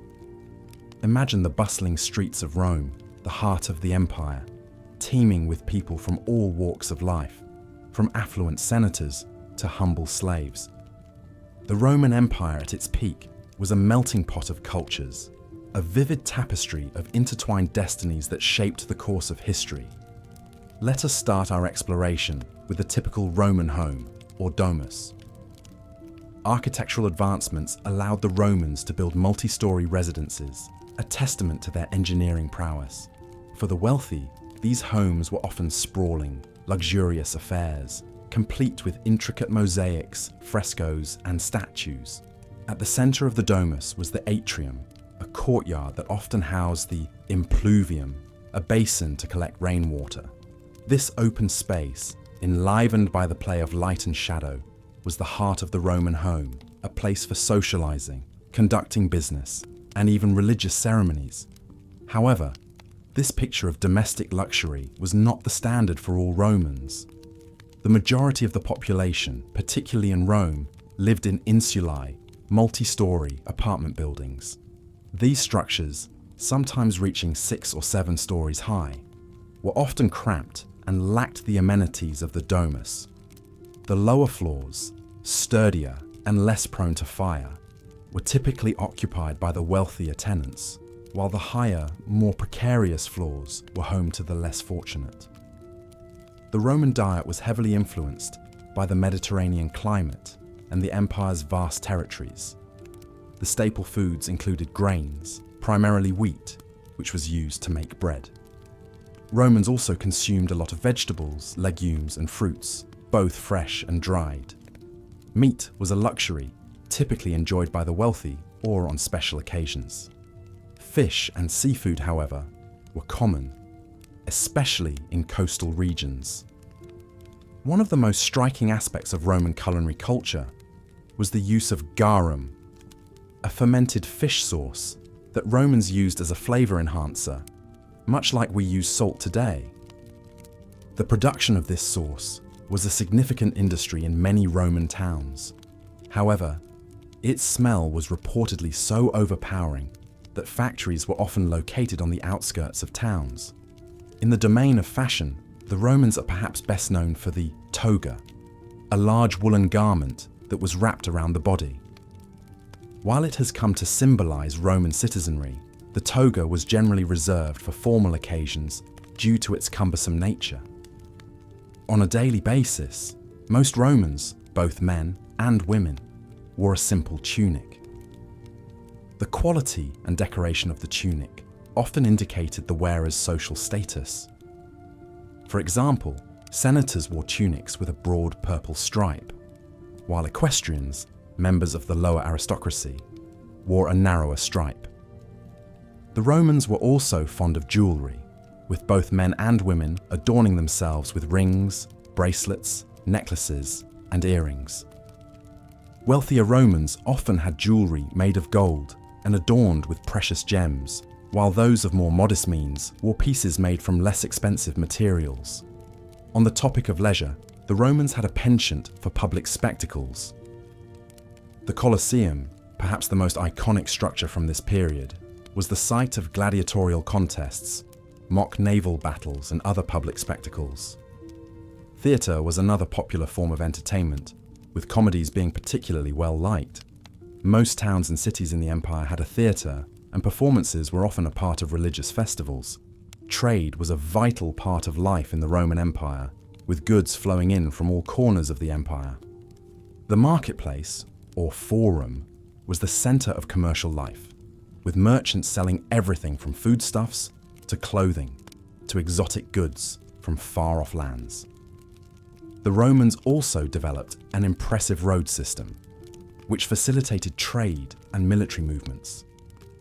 In this period of Roman history, we see a society characterized by contrast and diversity, from the luxurious homes of the wealthy to the cramped apartments of the poor, from the opulent feasts of the aristocracy to the simple meals of ordinary citizens. The Roman Empire was a complex and vibrant world. As we delve deeper into this fascinating era, we will further explore the intricacies of daily life, the cultural practices, and the societal structures that defined the Roman Empire at its peak. So close your eyes, imagine the bustling streets of ancient Rome, and let history come alive. As we delve deeper into the heart of the Roman Empire, we journey into the bustling city centres, where the day-to-day life of the common Roman citizen unfolded. The typical Roman city was a marvel of engineering, with well-paved roads, intricate sewage systems, and impressive structures of brick and stone. One of the most iconic structures, the amphitheatre, served as the hub of Roman social life, where citizens gathered to enjoy public spectacles and games. These massive arenas could hold thousands of spectators and were architectural marvels of their time. The Roman household, or domus, was another crucial part of Roman life. The domus was not just a physical structure, it was a social unit that included the head of the household, his wife, children, and slaves. Wealthy Romans lived in luxurious urban villas, adorned with intricate mosaics, frescoes, and statuary. These homes had many rooms, including a dining room, bedrooms, a kitchen, and often a small garden. The poor, on the other hand, lived in cramped multi-story apartment buildings called insulae. These were often poorly constructed and prone to fires. Life in the Roman Empire was stratified, and one's social status greatly affected one's quality of life. At the top of the social hierarchy were the patricians, the wealthy aristocratic class. Below them were the plebeians, or common people. Slaves were at the bottom of the social structure. Despite the stark differences in living conditions, all Romans, regardless of their status, enjoyed certain public amenities like public baths, forums, and amphitheatres. Roman cuisine was heavily influenced by the Mediterranean, with olives, grapes, and wheat forming the cornerstone of the Roman diet. Wealthy Romans dined on exotic dishes like peacock tongues and dormice, while the common people subsisted on a diet of bread, porridge, and vegetables. Wine was a staple beverage for all strata of society, often diluted with water. The Romans were a deeply religious people, with a pantheon of gods and goddesses whom they worshipped in elaborate temples and shrines. They believed in the divine origins of their city and attributed their military success and prosperity to the favor of the gods. Religion was deeply intertwined with the state, and the emperor was often deified and worshipped as a god. Education was highly valued in Roman society. Wealthy children were taught at home by private tutors, learning subjects like rhetoric, philosophy, and mathematics. Poorer children, however, often lacked access to formal education and learned trades from their parents instead. Despite this, literacy rates in the Roman Empire were relatively high compared to other ancient civilizations. Roman law was a complex system, built on centuries of tradition and precedent. Roman law influenced many subsequent legal systems, and many of its principles are still in use today. Notably, the Romans were among the first to establish the concept of innocent until proven guilty. Roman society was also marked by its love for leisure and entertainment. The Romans enjoyed public spectacles like gladiatorial games and chariot races, held in massive arenas like the Colosseum. Theatre and music were also popular forms of entertainment, with many Romans playing musical instruments and attending plays in their free time. In the Roman Empire, life was a blend of luxury and hardship, of grand spectacles and simple pleasures. It was a society marked by its ingenuity, its love for spectacle, and its deeply ingrained social hierarchies. Despite the many challenges and inequalities, the people of Rome built a civilization that has left an indelible mark on history. As we continue our journey through the Roman Empire, we delve deeper into the lives of the Romans, exploring their hopes, dreams, and daily struggles. As we delve deeper into the day-to-day existence in the Roman Empire's pinnacle, we arrive at the realm of education and intellectual pursuits. The Romans, much like us today, understood the value of a well-rounded education. However, the form and content of this education differed significantly from our modern conception of schooling. Let's paint a vivid picture of a Roman child's educational journey, an important aspect of life during the peak of the Roman Empire. In the early morning, the Roman child, typically a boy, would be sent off to the house of a literator, or reading and writing teacher. Girls, while not entirely excluded from education, often received a less structured, less extensive education at home, focusing mainly on domestic skills. The literator would instruct the children in the basics of reading and writing in Latin, the lingua franca of the empire. This education was not free, and the cost would vary based on the teacher's reputation. The teacher's room would be filled with the hubbub of children reciting their lessons aloud, a far cry from the quiet, individualized study we associate with modern classrooms. After mastering the basics, the child would proceed to a grammaticus, a teacher of grammar and literature. Here, the child would delve into the works of great Roman and Greek authors, absorbing the cultural and moral lessons these works conveyed. The child would also learn to write in Greek, as bilingualism was highly valued in Roman society. The grammaticus would also provide instruction in rhetoric, the art of persuasive speaking, a skill highly prized in a society where public speaking played a crucial role. If the family could afford it, the final stage of education would involve a rhetor, a teacher of advanced rhetoric and philosophy. This was the equivalent of a university education in modern terms, and it prepared the student for a career in politics and law, the most prestigious professions in Roman society. However, the intellectual life of the Roman Empire was not limited to formal education. The Romans were great admirers of Greek culture and intellectual achievements, and they absorbed much of this into their own civilization. Libraries, both public and private, were widespread, filled with scrolls containing the works of great Greek and Roman thinkers. There were also public lectures and debates, where the educated elite would gather to discuss philosophical and ethical issues. Despite this focus on intellectual pursuits, the Roman education system was not without its critics.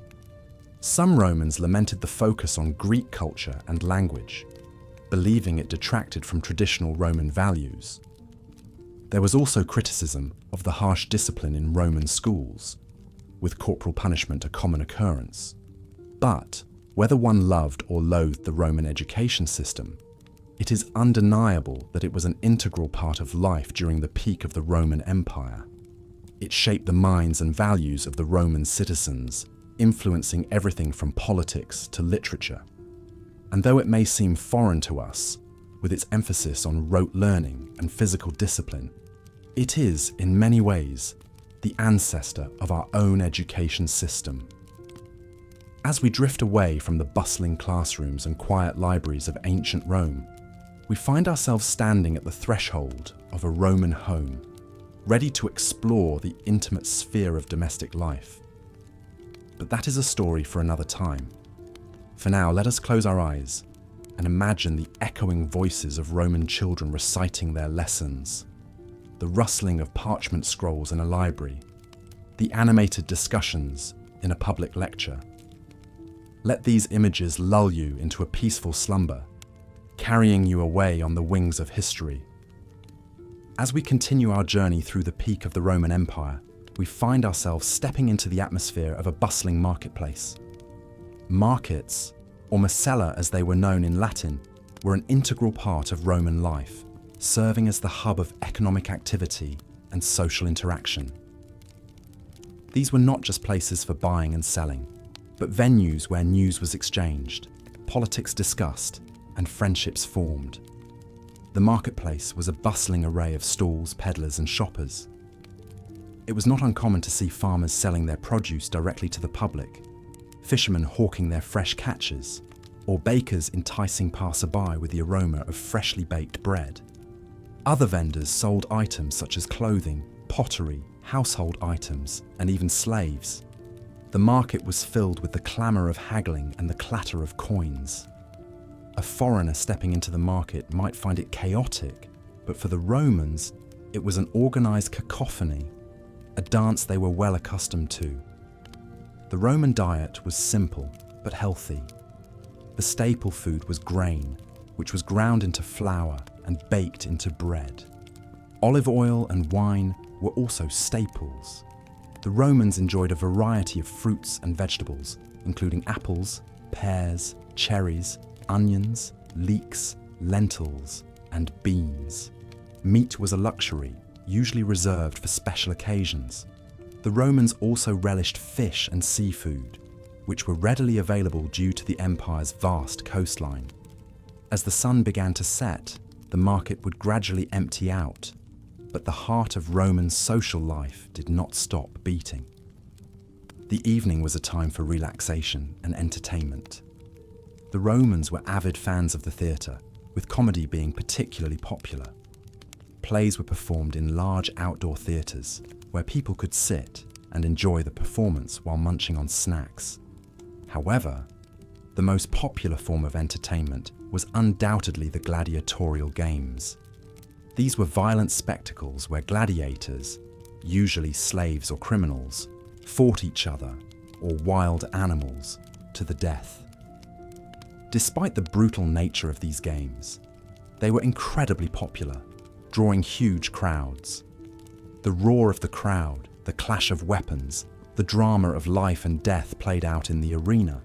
This was the spectacle that the Romans craved. Yet the Romans were not just about blood and spectacle. They were also deeply interested in education and philosophy. Schools were common throughout the empire, where children learned reading, writing, arithmetic, and rhetoric. The Romans also had a deep respect for Greek culture and philosophy, and many Romans studied the works of Greek philosophers such as Plato and Aristotle. The Romans also had a sophisticated legal system.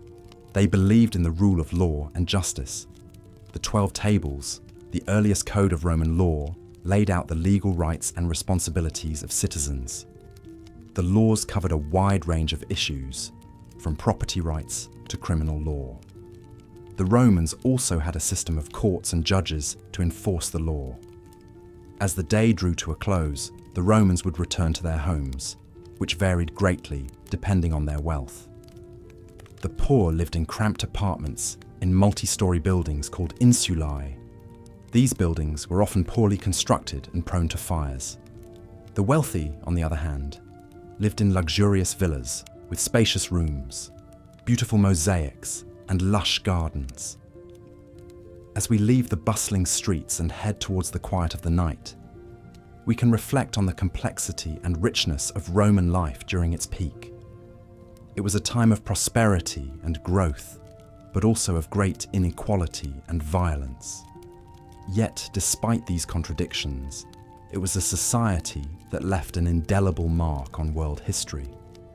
As we drift into slumber, we carry with us the echoes of the Roman Empire, a civilization that continues to fascinate and inspire us to this day.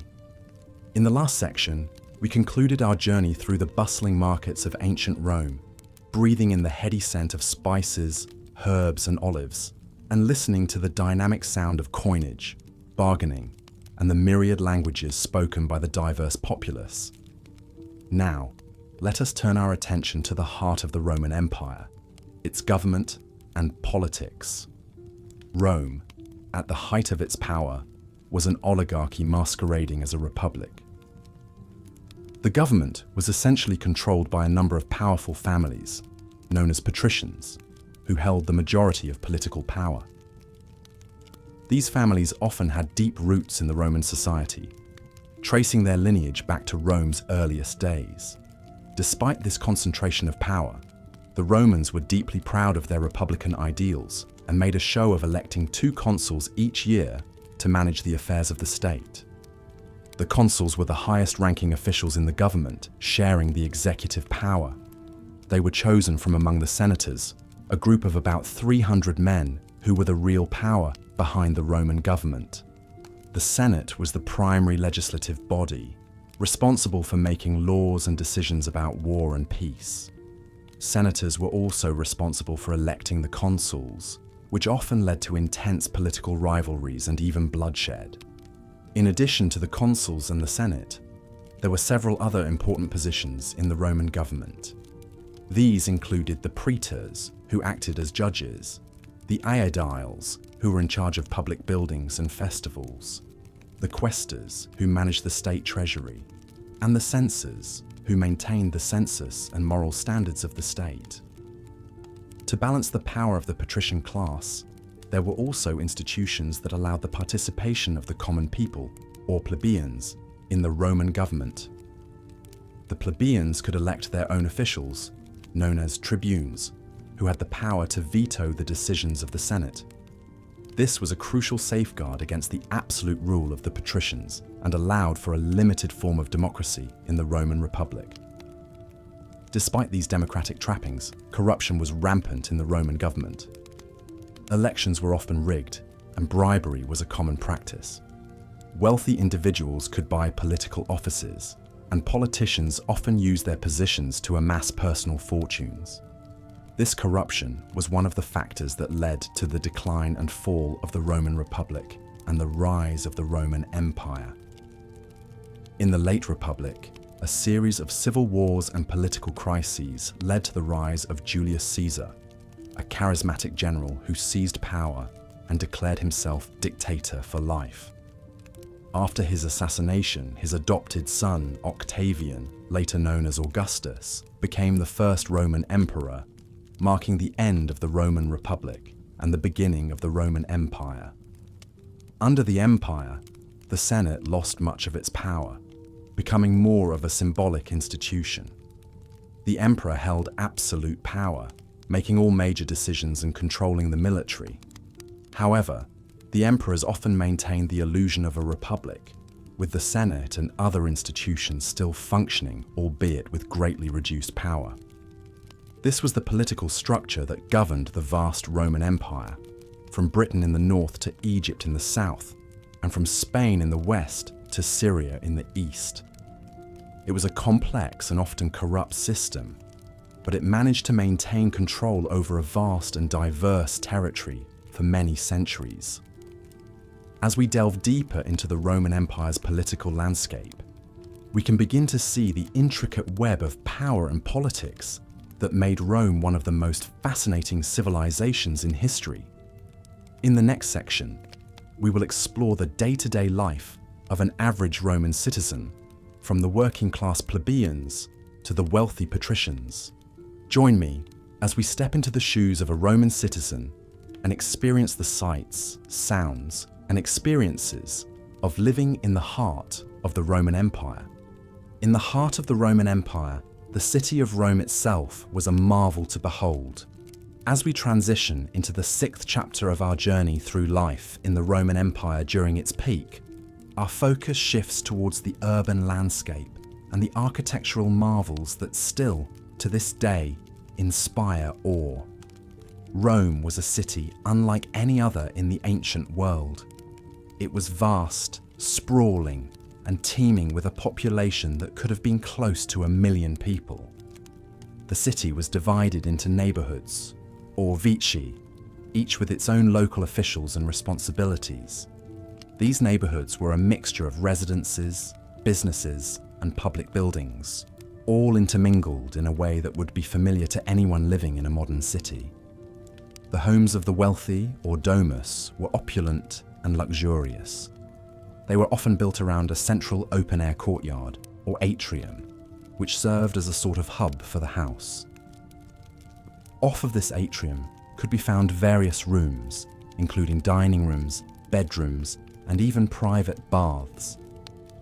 These homes were adorned with intricate mosaics, vibrant frescoes, and other forms of art, speaking to the wealth and status of their owners. Despite the grandeur of these domus, the majority of Rome's citizens lived in apartment buildings, or insulae. These buildings could be several stories high and were often cramped and poorly constructed. In fact, fires were a common occurrence in the insulae, and there were even instances of buildings collapsing due to poor construction or maintenance. Despite these conditions, the insulae provided homes for the vast majority of Rome's populace. Public buildings were another hallmark of the Roman cityscape. The most famous of these, the Colosseum, was built during the reign of Emperor Vespasian and could hold up to 50,000 spectators. This amphitheatre was the site of gladiatorial games, animal hunts, and even mock naval battles. Other public buildings included the Circus Maximus, a chariot racing stadium that could hold up to 150,000 spectators, and the Roman Forum, which served as the political and economic heart of the city. The city of Rome was also home to a vast network of aqueducts, which brought fresh water from distant sources into the city. These aqueducts, some of which still stand today, are a testament to the engineering prowess of the Romans. The water supplied by these aqueducts was used in public baths, fountains, and even in some private homes. Public baths, or thermae, were a central part of Roman social life. These establishments offered not just the chance to bathe, but also opportunities for exercise, relaxation, and socialization. They were often grand structures, complete with hot and cold bathing rooms, swimming pools, and even libraries. Throughout the city, sanitation and public health were important considerations. The Romans built an extensive sewer system, known as the Cloaca Maxima, which drained waste from the city into the Tiber River. They also implemented measures to ensure the availability of food and to prevent the spread of diseases, including the appointment of public doctors and the establishment of grain doles. As we wander the ancient streets of Rome, we can't help but marvel at the grandeur of this city.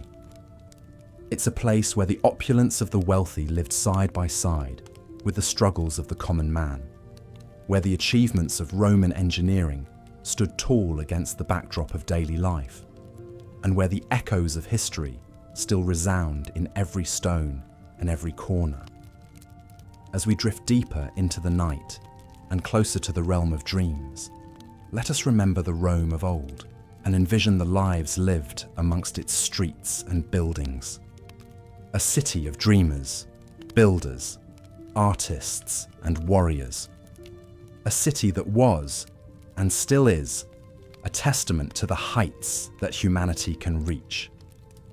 As the peak of the Roman Empire dawned, the streets of Rome began to bustle and hum with an unprecedented flurry of activity.